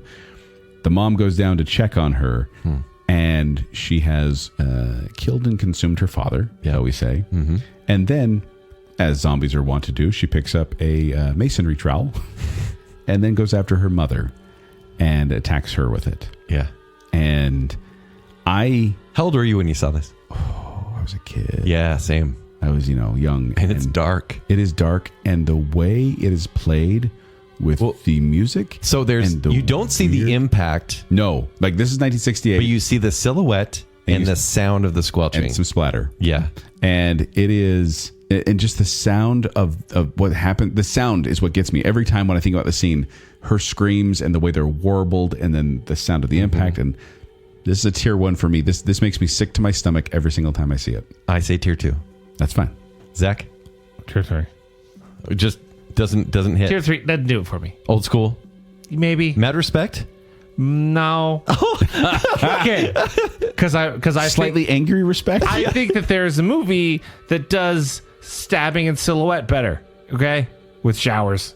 Oh, okay. Okay, yeah. So I'm like, it's not as good as Psycho. Okay, cool. I don't know. I'm sure it was good at the time. Okay, next is Jaws. Oh, Jaws. From 1975, came in at 14 on Shudder. It's probably good at the time. There's a lot of things. I think that Jaws, once again, they picked an odd scene. I think it's just the first time you were just like, whoa, what movie is this? I think it's a fantastic scene, but I just think if we're going for like scariest movie moment, there's a jump scare in Jaws. Oh, yeah. That is horrifying. Genuine jump scare, but I do appreciate variety, and this is one of those gut feelings. No. You're not seeing it the right way. This is the scariest scene of this movie, because when there's the jump scare later on, you don't think about that every time you're in water. Yeah. But you do think about this. Basically, this one is a night swim. You have a couple where the guy is drunk. He's about to pass out on the beach, and the girl's like, no, come swimming with me. She's already out there in the water. And then you see things from the perspective of the shark, once again, from the killer. And as she's swimming... But only the beginning. Yeah. Just when it's approaching he slowly swims up. And you just see her there, and then she bobs in the water and bounces back up, and then she's going back and forth screaming, and this is what makes me sad. She says it hurts. I know her, and I either it's really good acting or the rig they put her on was actually pretty painful. I've heard both stories, but it is horrifying to watch. And the guy's asleep on the beach. It is. Everything's peaceful, seemingly. Yeah. And she gets pulled under, and there's silence and peace again. Tier 1. This ruined sharks for everyone, especially me. It's tier 1. What? Tier 2, because there are other parts in Jaws that I feel, not even just the jump scare, the part with Quinn is the part that horrified me. I agree. And I feel like this part... Or the sideways Bruce in the water. I am not downplaying. I get it. I am not downplaying this scene. This scene definitely did wreck me. Okay. And make it so I really do fear... Yes, you are. When I can't see the bottom of the water, well, it's because you don't skinny dip, right? Well... You're downplaying it. We can all tell. Yeah. So... No. Yeah. You hate Jaws. Joel, noted Jaws hater. I'm desensitized to sharks. Yeah, it's a bad idea. Hey, look, his name's Bruce, okay? That's the name of my car. Okay, next is Scream. Came out in 1996. This is number 13 on the Shudder list. This is a movie about there's a killer loose in a town. A satire of slasher films. Yes. Beginning, of course, and starring on all the posters, Drew Barrymore. Yeah. Holy spoilers. 13-minute intro, by the way, before the title. Spoilers are bound for Scream. It doesn't matter, guys. As a person who wasn't there to see all of the marketing material, doesn't matter. Not a spoiler. But she's still one of the biggest names in there. So paint the picture. She's a name. It's the trope of every scary movie. There's a girl home alone, and she's like making some snacks, gonna watch a movie. A mysterious caller, right? And then she's like, Sydney. And she's like, okay, who's this? And then all of a sudden it's like casual conversation, movies? And then threats that are just outside the door, to the point where he's like, you never told me your name. She's like, why would you need to know my name? Because I want to know who I'm looking at. Oh my word. If this is not one of the best film intros of all time, with the dialogue, with the way that it's filmed, with the scares and the surprises, I'd be crazy. So this is a tier 1. I think the way this creates something that is instantly rewatchable every time, and you feel it every time, amazing. It's definitely a pulled the rug out from under you moment, and it's iconic in horror. There's no doubt about it. But tier 3. Tier 3. Even with all that, you're selling it up like it's this big. You guys, all big these deal. are good scenes. This is the 101 scariest movie moments of all time. Yeah. Joel's never been a girl home alone at night. That is true. Okay, well, I have. So tier 2. So 1, 2, 3. I give this a tier 2. I didn't care a rip that it was Drew Barrymore because it is old enough now that I just was like, oh, this is before Drew Barrymore was famous. Oh, okay. It doesn't matter in the slightest who it is. Yeah. So then I wish I could take you back in time, Zach, and just let you enjoy it. He's a big fan of the talk show, where she cries a lot. I do like her show, but I'm like, okay, so the girl from 50 First Dates and the Wedding Singer is in this movie. Wow. That's all. That's all I see it as. Yeah. And so then I'm able to just take it as is, and it is very, very good, very interesting. But I also don't like the slasher movies, so it's effective. Yeah. But it ain't for me. Guys. Tier 2. Now we have Alien. From 1979, ranking at a number 11 on Shudder's list. What do you pick from this one? So they had a couple different scenes. Yeah. We're going to go with the, let's just say Set the stage. I was Just gonna like, say the have you ever crew- had indigestion? Yes. Right, you're having dinner with your friends, right? Zach, you had mango. You were going around and playing with rocks or eggs or... Yeah. Well, so Yeah. the crew went to do some space exploration. One of the crew members got a bit of an alien creature, an unknown creature attached to his face for a while. And they're like, what's going to happen? And then they don't know what to do. They don't know how to get it off. And eventually it just falls off. And they're like, oh, That was thank convenient. goodness. So they all go have dinner together in the cafeteria on the spaceship. And then He feels like he's having a bad reaction to food. Ollivander starts having a weird reaction. Yeah, and then he starts seizing up. Everyone's like, are you okay? Are you okay? They hold him down, and you see blood spurt from his chest, and he's wriggling around at the same time. And then the baby xenomorph, who's so cute. He's not cute. He pops up and he goes, hello, my baby. Hello, my honey. Hello, my ragtime. Yeah. Has Spaceballs. I get the movie's so confused at that point. Least scariest episode of Baconsale ever. Which actor was in that scene? Same one. Both of them. Yeah. Oh, no. So not again. That's the best. this is a horrifying moment that makes this movie an instant classic. That is what put this movie on the map. That scene, and there's all the on. stories behind it of like the actors weren't really expecting that much blood. Is And- it scary though? Yes, because of Kent. You know that I have this phobia of sharks and facehuggers. You don't like sharks. I'm scared of them though. Okay. This is one of those iconic moments, and if you don't know it's coming, that's why I feel bad about spoiling. Because if you don't know it's coming, it's terrifying. It's absolutely terrifying. I'm giving this a tier 1. It terrified me in the moment, and still every time I watch it, those facehuggers, man. It's awesome. It's tier 2 though. It's awesome. Tier 1, though. It's a tier 1 moment. It's a tier 1 movie moment. Yeah. Not just horror, movie moment. Yeah. Okay. The Shining. Also known as The Shining. Basically the ending, right? Well, that's what I didn't understand, because I think they're mostly talking about the axe in the door part. I would like to think By the way, this is number 6 on Shudder's list. from stairs to bathroom. So essentially from stairs. So you have Jack That's how my mornings go. and you have Jack and Wendy. A little story about Jack and Wendy, and he's lost it. And she has a baseball bat, and she knows that he's going crazy, and she says, "Stay away from me. I need to go back to my room." And he's like, "Everything's fine. Everything's gonna be great." And he starts to go after her. She knocks him out, and essentially at that point, he'll get the axe. He chases her down. It leads into the whole end of the movie. Here's Johnny. We'll leave it there. Chopping doors. Yeah, right. And so I just think it's the pursuit, and because Wendy is so eccentrically crazy at this point. Oh, remember the guy who comes to save the day? Psych. Yeah. Yeah. No, but because she is so poor Shelley Duvall, too. she's so delirious with fear Stanley Kubrick was treating her badly. that you want her I'm Shelley to Duvall. you want her to survive so bad, and it seems so powerless because Jack just won't stop. And I think that makes this a tier 2 scare because it's thrilling, not exactly scary for the audience. Which is why I'm giving it tier 3. Okay, go on. Just because it is one of those things. Like, you guys know my feelings about The Shining. Right. It starts Little off good. overrated for you. Starts off good, dips really weird in the middle, and then at the end, it's good again. But It's great. It's this. I do like this part. Like when she finds the typewriter and it's just writing the same thing over and over again. That is a great scene. But in regard to scary, like near the end, I'm like, okay, we'll see where this goes. But I'm not like overly scared. Yeah. There's a lot of weird stuff that happens though. Oh, yeah. During that part. So Zach, what about you? Tier 2. Okay. I think it's very good. I also don't care for The Shining as much as most. I don't think that it's the best. I think Dr. Sleep is better. I've never seen Dr. Sleep, and I would like to. I own it. You want to borrow the physical copy? Maybe. Okay. Tier 2 for me. Now we have Psycho. This came in at number 5 on Shudder's list. Came out in 1960, and it is about a woman on the run from after embezzling some money and stopping at a hotel on the side of the road. Joel, what's the scene and why? So here's the funny thing. Yeah. Is what did they call it on the actual list? It's like Above you of the killer. Or the something killer like that. revealed from a Arbogast on high the stairs. angle or something like that. That's what I ended up writing because the one they said on Shudder was revealing the killer at a high angle, and I had to be like, well, that's got to be the Arbogast scene. So here's what happens. Arbogast, a private investigator, is looking for Marion Crane. And he's talking to Norman Bates, and he's like, well, maybe I ought to go talk with your mother up at the house. And he's like, no, you don't want to do that. Then he leaves. But then he sneaks back and goes up to the house by himself and sneaks up the stairs.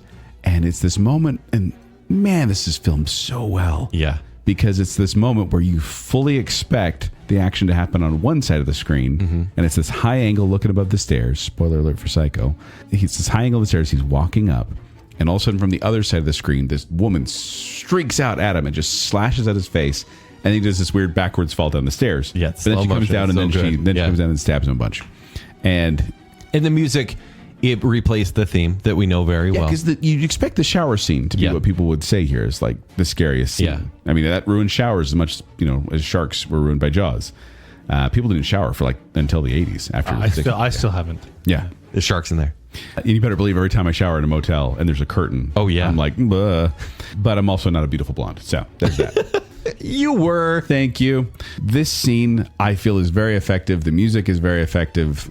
And I do think it's one of the best jump scares in the entire movie. Maybe not the most iconic, but probably the best jump scare. Yeah. So I'm giving this a tier 1. Okay, tier 2 for me. Mad respect. Tier 1. So total Thought you were going somewhere devious, Just a tier 1. insulting respect. Okay. I love tier 1. But I like this a lot. I also think that the weird way that he shot falling down the stairs. There's something weird, surreal about that. Yeah, it's cool. Okay. Oh man, do we have to? We have to. No. Hereditary. Yeah. Came out in 2018, number 3 on Shudder's list. This moment. I'm desensitized. He admits it. So in this, You mean the challenging family drama? yeah, it's Hereditary. It's a grieving family. It's haunted by tragic and disturbing occurrences. Like grief. Grief is really hard to deal with, and so are. Dudidity. There's dudidity in this movie. Joel's never seen it. Hey, don't lose your head. Okay. Oh. Hey. Okay, so the movie we're talking about Struggling to breathe in here. is the climax of the movie, and this is essentially, it's a slow burn for the most part. Horrifying things happen, but the last 7 minutes, you're like, oh, this is the payoff we've all been Oh, expecting. you've been watching a Toni Collette acting masterclass. Yes. Oh, this amazing. whole movie. So the son is in trouble, and he wakes up, and you're like, all the lights are off. Is he home alone? He sits up in bed, and he's sitting there, and he's been through some pain. His head's a little hurt, and he sits up, and there's something that crawls behind him on the wall. You're like, okay, whatever. And he goes and checks out the fireplace. There's something on the ground that he stares at and says, oh, no. You're not spoiling any of this. Right. And he says, oh, no. And you see in the back corner, you don't even have to look that hard, a figure, his mother, Just crawled up there in the corner. on the ceiling. Not like floating, but like a spider almost, just sitting He there. hears a noise, and in Joel's version, you don't see any people come out of the closet. It just cut to credits after that. and then It's the weirdest movie. And it's this whole thing where basically it's his mother is behind him. There's a chase scene that goes up to the attic, and she's just banging on this, for him, the floor, but on the ceiling. And he's like, no, Mom, don't do this. Don't do this. And it shows how she's banging on the ceiling with her head. with her head because she's attached to the ceiling. And it's this whole thing, the way it plays out is gut-wrenching. It's gross to watch. Yeah. And I love it so much. It's tier 1. This is so scary to me and one of the scariest movies of all time. Tier 2. Okay. That's fine. Only that thing is, I really have no justification other than it was terrifying. And watching it again, it was terrifying. Did you like the way it was filmed? Yeah, no, it's Yeah.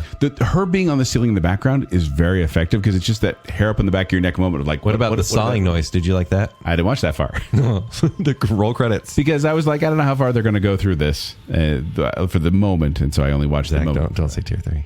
Look, Don't. if it was the Dudidity, tier 1. But What? that was just terrifying. Family friendly. That was terrifying. But since it's not, I'll give it a tier 1. Yeah. Dude, this movie. Yeah. And that part. I don't like this movie. Because it really is building up. It's so in well done, such and I a hate this bizarre movie. And way it's powerless. as a family drama Hopeless. with the backdrop of our own Utah. I don't mountains. recommend watching Hereditary. I'm just saying. I don't recommend it, and I do. Watch it once and then watch Emperor's New Groove right after. Seriously. Oh. Palate cleanser. Wowzer. Okay, next is The Thing. Yes. Oh, boy. Now, this is one where... so, by the way, I want to clarify. We are now in the exact rankings. Like, number 3 for us was number 3 for her, for Shudder. So Hereditary. This is number 2. This is their number 2 as well. All right. Joel, And what they're saying happens in The Thing and what is this scene? So the thing is about a research team in Antarctica who are hunted by a shape-shifting alien. And they never know what this alien is going to look like or who it's going to be. So one of the guys starts having a heart attack from what they can tell. Yeah. They start doing CPR. And then all of a sudden the stomach turns into a mouth, arms get bitten off, and then they light it on fire, and there's a head that comes off that then grows spider legs and runs. It's one of those body horror moments of movies that is like, holy cow, these special effects. Incredible. Wow, they're amazing. They are a little like, I mean, they're 80s creature effects, Yeah. which means they're practical effects, which means they're a little clumsy looking, but it also makes it look much more yeah, how icky. is it that this movie has aged well even though it looks like an 80s movie? I don't know. And this is one of those parts Style. too. I'll Okay. tell you what. It's like it has a defined style. Yes. And Kurt Russell. It's But not this trying to be is- realistic. It's just trying to be cool. And this is one of those moments that has really stuck with me since I've seen it because it was horrifying. Yeah. Even on the TV edit. Horrifying. I lean more towards so cool to watch. Yeah. Because anytime I can see a clip of this, I'm like, yep, that's amazing what they can do. But I do think one of the reasons this scares me a little more than just, hey, cool effects is because it is that it could be anything. And if one little piece gets away. The concept of the movie is. If one little piece gets away, it's still Well, in out this there. scene, you have 2 heads that grow out of this body. Bleh. And with spider legs. It's a tier 2 for me because I love it so much. But I can't really place myself in that situation. Can't, seriously? Come on. I give it a tier 2. Okay. Zach, what about you? you guys are crazy. It's a tier 2. Yeah. Look, I think to me, it's like it is that little boyish. Oh, it's so cool. Look Yeah. at that monster. That's so gross. You kind of that aggressively, Yeah. immature part of your child They brain. made that with bubblegum and glue. And is that where Burn It With Fire came from? Hey, Spiderhead, burn it with fire. Burn it with fire. Yeah. But tier 2 for me. All right. Which leads us to our final movie. Now, By the way, this is Shudder's number one. this is the number one, I voted on whoever they have, most scary movie moment. The Texas Chainsaw Massacre. In particular, well, I'm sorry, Joel. kids. Okay, yeah. So, Texas Chainsaw Massacre is about friends who go to rural Texas, and then they stumble across a deserted house that's not so deserted, and there's different characters. And one of them is named Pam. Do I want to hand the reins to you over on this one? You do not. Are you going to be good? You do not. I got it. Are you going to be good? Yeah, I'm good. Okay.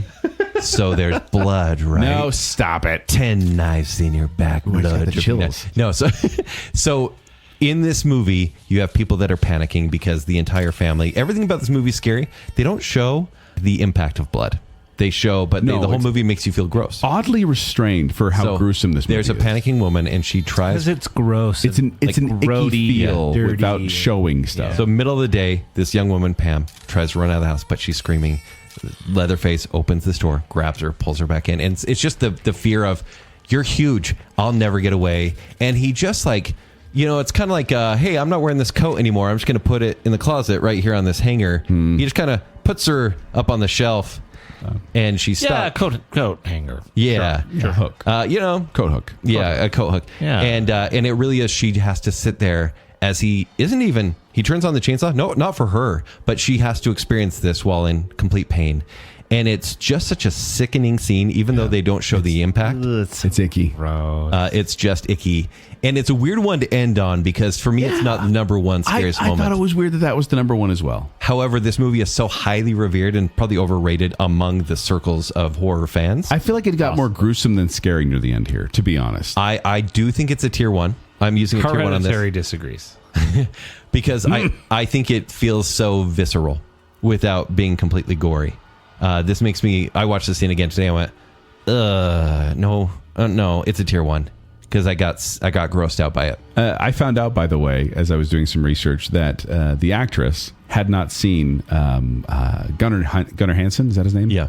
She'd not seen him in the Leatherface makeup and didn't really know what was going to happen. They didn't know where he was going to be coming from in the scene. It's a surprise. But he flings open this hidden door and she screams, and apparently it's like a legitimate scream. Like she's like, "Wah!" Like she's running from this actor, which I think is good for the scares. I give this a tier 2. I get it. Because it's scary, but maybe it's just because they put it as their number 1, but I was like, really? This scene? I mean, it's icky. It's scary, but I don't know. I didn't think it was the number 1, so I think I kind of docked it because of that. I get it. And I've never been a fan of this movie anyway. It's not one of my favorites. It's horror classic, sure, but not one of my favorites. I don't like to watch this one.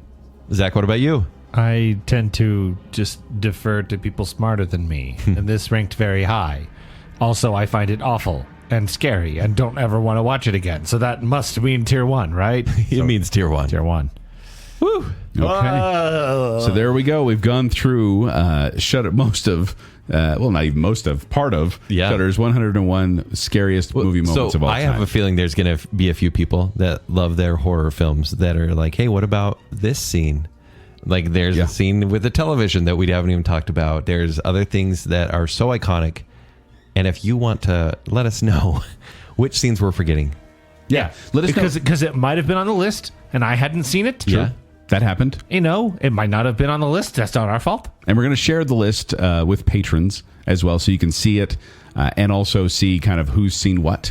So then you can kind of, see why certain ones didn't make the cut. Mm-hmm. As we wrap up, would you like to hear where we aligned? Yes. Okay. We did not agree on that many collective tier 1s. Okay. But we had a handful of tier 3s. So, The Wolfman, The Birds, Child's Play, Phantom of the Opera, and Get Out for were tier all 3. Collective tier 3s. We had a couple of tier 2s across the board, Nightmare on Elm Street and The Conjuring. And then we agreed on the Body Snatchers and Dawn of the Dead. That's it for tier 1s? That is it. Wow. Wait, say this true. Dawn of the Dead and what was the other one? The Body Snatchers. That's it? Invasion of the Body Snatchers. So you're saying that we kind of differ on what scares us? A little bit. Weird. For the record, all tier 1. All tier 2 or 3. 75% tier 1. But let us know if you agree with our ratings and who you agree with the most and what scares you. Because like we said, different things scare different people. And that's okay. That's what makes us human. We're all different. Is it? Yeah.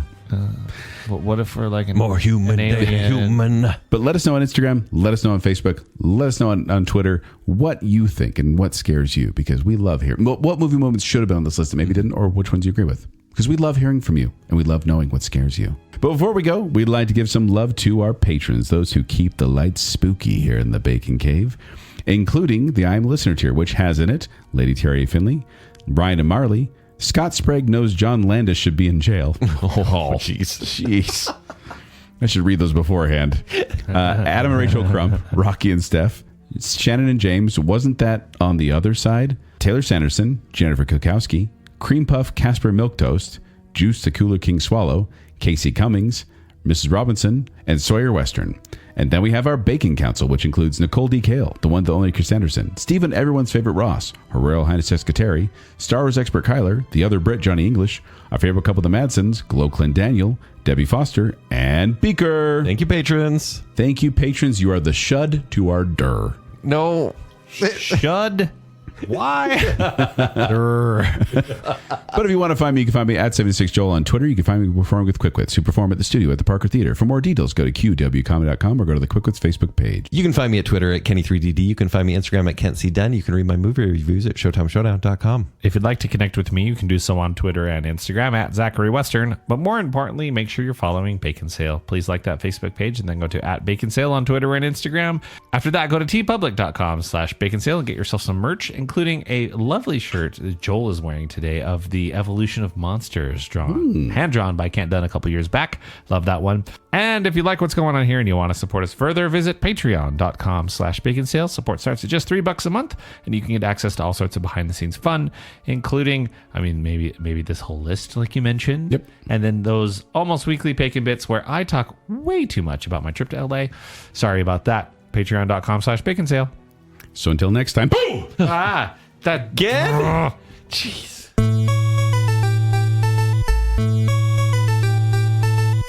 We do princess things.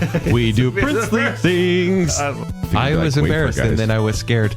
And then he walks down the hallway, and then this nun in a white dress rides past real fast. You There's don't some understand. screechy music. It was dark outside, and then he became a werewolf. Yes. Jacob?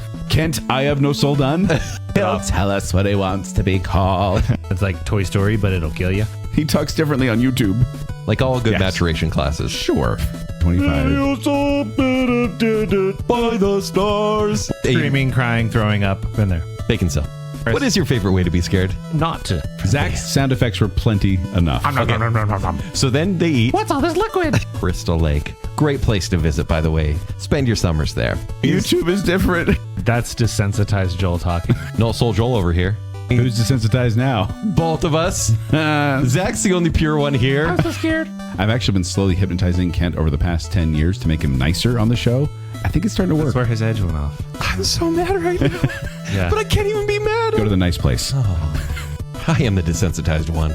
Take the rolls. What are you Yeah. doing? I hope the pale man meets you in your dreams tonight, Kent. Clowns love drains. You hate Jaws. Joel's never been a girl home alone at night. The baby xenomorph is so cute. He's not cute. He pops up and he goes, hello, my baby. Hello, my honey. Hello, my ragtop. Yeah. There's no real consequence to it. I mean, she gets a little possessed.